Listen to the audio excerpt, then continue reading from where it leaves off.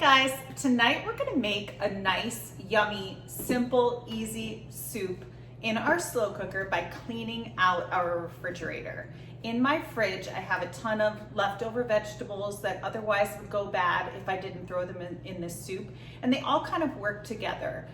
It's the holiday season and you know you're cooking a lot, so there's a lot of leftover stuff, and I'm always going, I don't wanna waste this.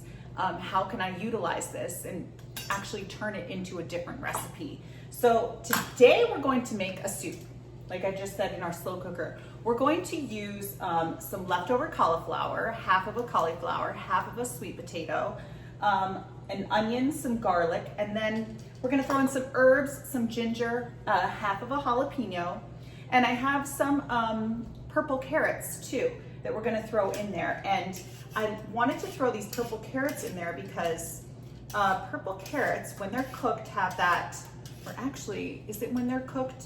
But they have the same antioxidant as cooked tomatoes, lycopene, and it's really good for you.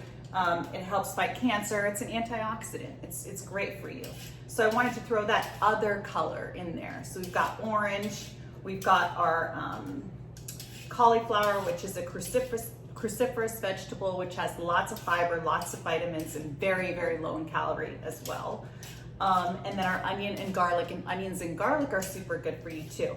So just in one bowl of this soup, you're getting so much nutrition, and it's totally worth it. It's low calorie. And because we're cooking it in our slow cooker, we're not going to add fat until the end. And there's no meat in here. So we're today going to use chicken broth, but if you wanted to keep it vegan, go right ahead and use water or vegetable stock. So it's very versatile. And then if you have another vegetable in there that you want to throw in, go ahead and throw that in. But right now we're just going to throw our carrots in. Just give them a nice little rough chop. Again, we're going to puree this at the end with our handheld blender. I love my handheld blender. Okay, jalapeno. I'm throwing this in because I have it, and I don't want it to go to waste. Oh, I smell that. I love the smell of like jalapenos. Ginger, carrots, cauliflower, and sweet potatoes work really well together. And we're also going to kind of change up our spices a little bit because of the vegetables that we're adding. So we're going to add spices that work well with these vegetables. So here's our half of a cauliflower, and here's our half of a sweet potato. I've already peeled it, but if I didn't peel it, that would be fine too, because we're pureeing it. And there's a lot of nutrition in your veggie skins. Whenever I can keep the skin on a veggie, I do. All right, we're gonna chop our sweet potato in roughly the same size as our carrots. I am always making salads in the spring and the summer, and once it hits fall, I'm making lots of soups. So soups kind of replace the salads in the winter months, in the chillier months. Even though I do live in Los Angeles, and it's never really that chilly during the day. The other day it was 80 degrees. Okay, so I've got my half of a cauliflower. Again, love cauliflower, it's like my favorite vegetable. I'm gonna cut part of the core out, but we're pureeing it, so you don't be diligent about it. Don't be diligent about keeping the little florets in their form either, again, because we're pureeing it. We're just trying to get it all chopped up and in there. And the cool thing is, we don't have to saute anything before we actually throw it in our slow cooker. Normally, if I were putting meat in here, I'd have to brown it or sear it first. But we don't have to do that. Hi, Anna.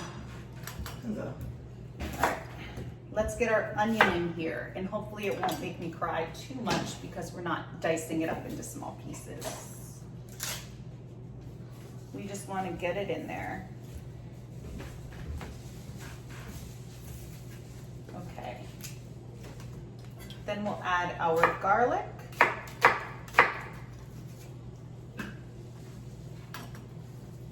and then I'll show you which herbs and spices. But these can honestly be changed up to whatever you have on hand, whatever you don't want to go to waste in your fridge. And then at the end, you can flavor your soups up with your fats and your chicken broth or your veggie broth or your beef broth. That's where you can flavor things up and get the texture you want, adding your fats at the end. Okay, so here I have some thyme sprigs. We're not even going to take the leaves off because the leaves will fall off after they've been in the slow cooker for a while. My sister gave me a windowsill, like potted garden, and she put marjoram in there. So I've been using a lot of marjoram lately. So I have some marjoram here. We're gonna give that a little chop. There's woody stems of marjoram and you don't want to eat those. So we'll just chop that up. Just a nice little chop. Then I saw some sage left over in my fridge, which I didn't even know I had. So I'm gonna use some sage. I love sage. I love these little velvety leaves. This smell always reminds me of the holidays, Thanksgiving, Christmas. Get those in there. And then we're gonna add our garlic. And we're gonna add lots of garlic, and we don't even have to chop it up. I love cooking garlic in my slow cooker because it gets really soft.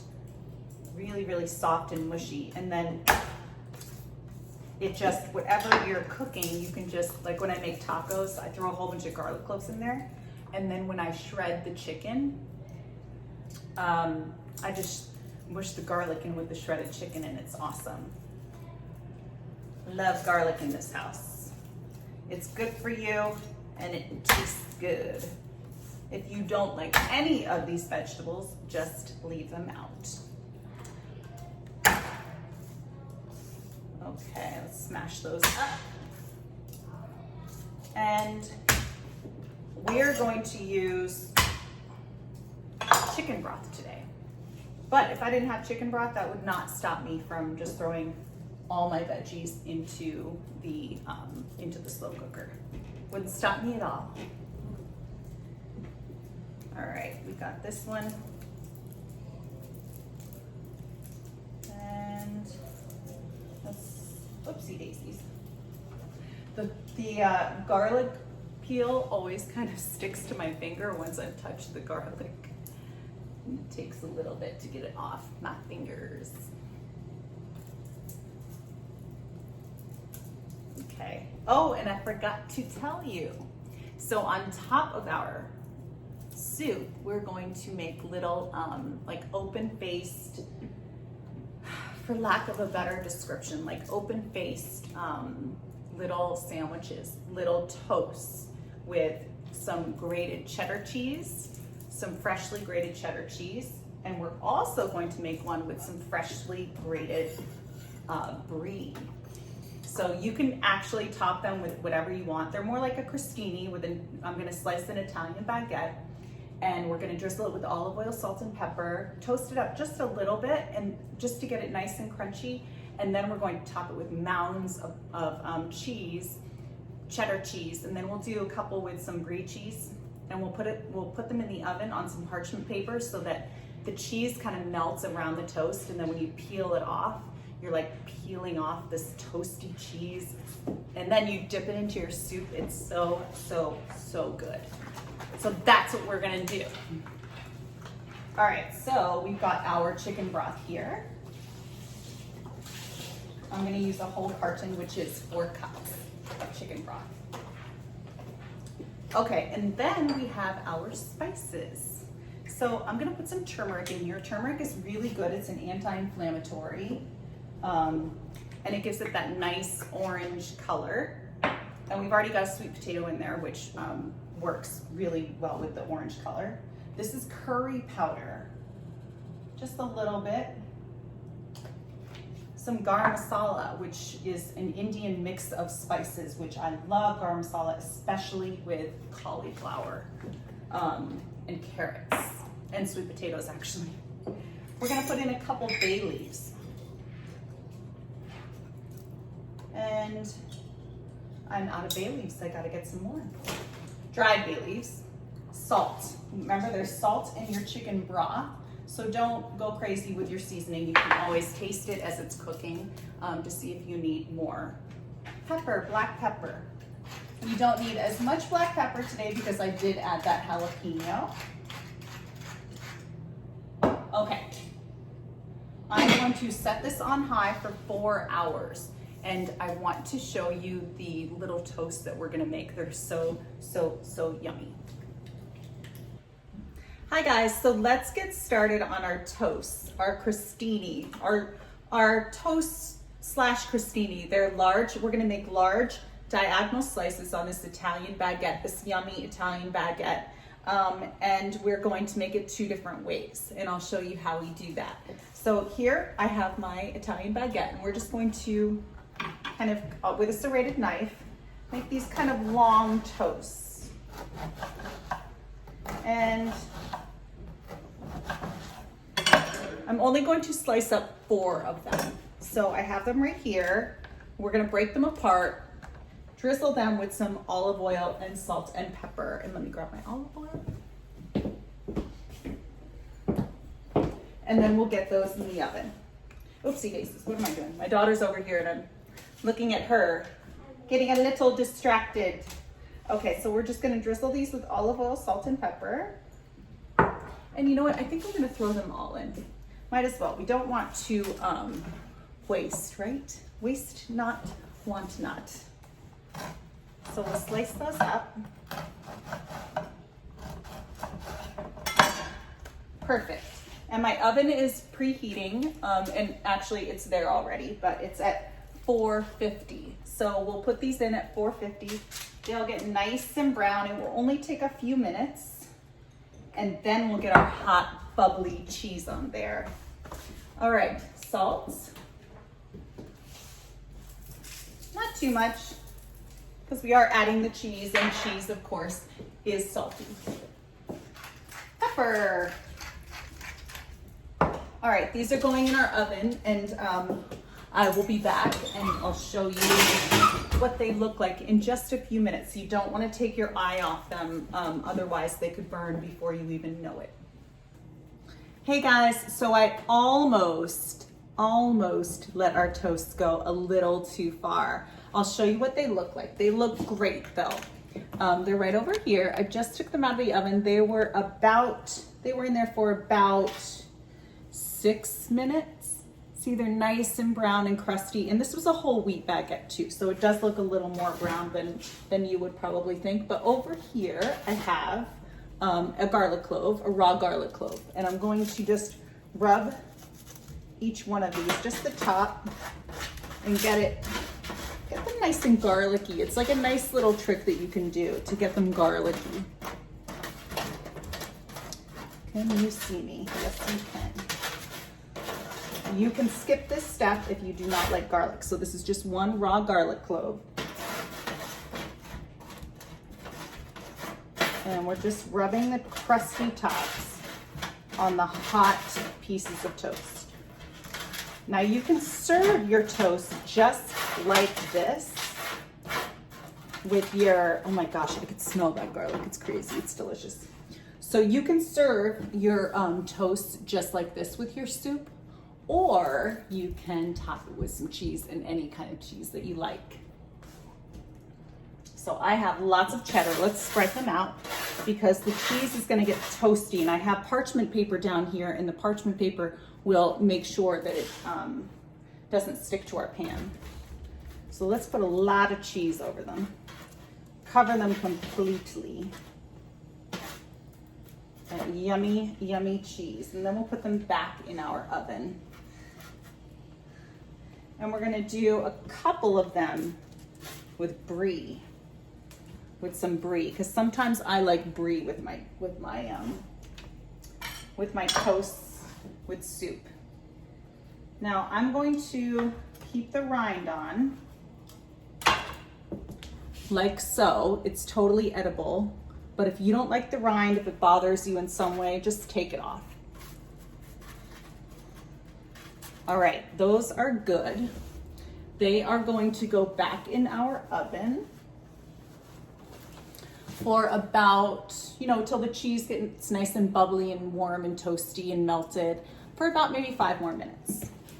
And then I will show you what they look like when they come out.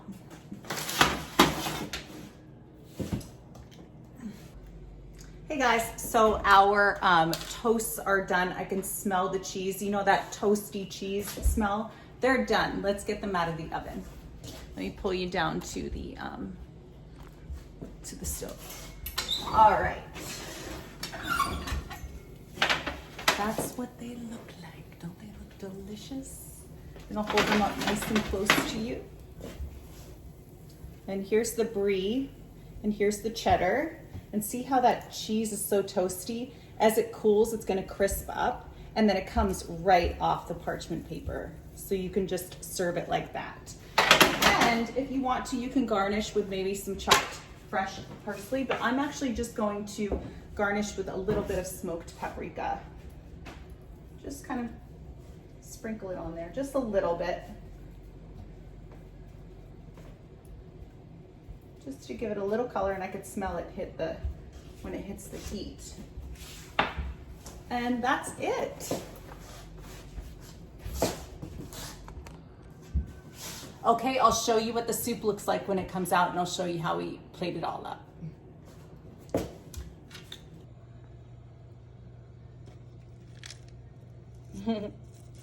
Yummy. It's my favorite part, the toasty cheese.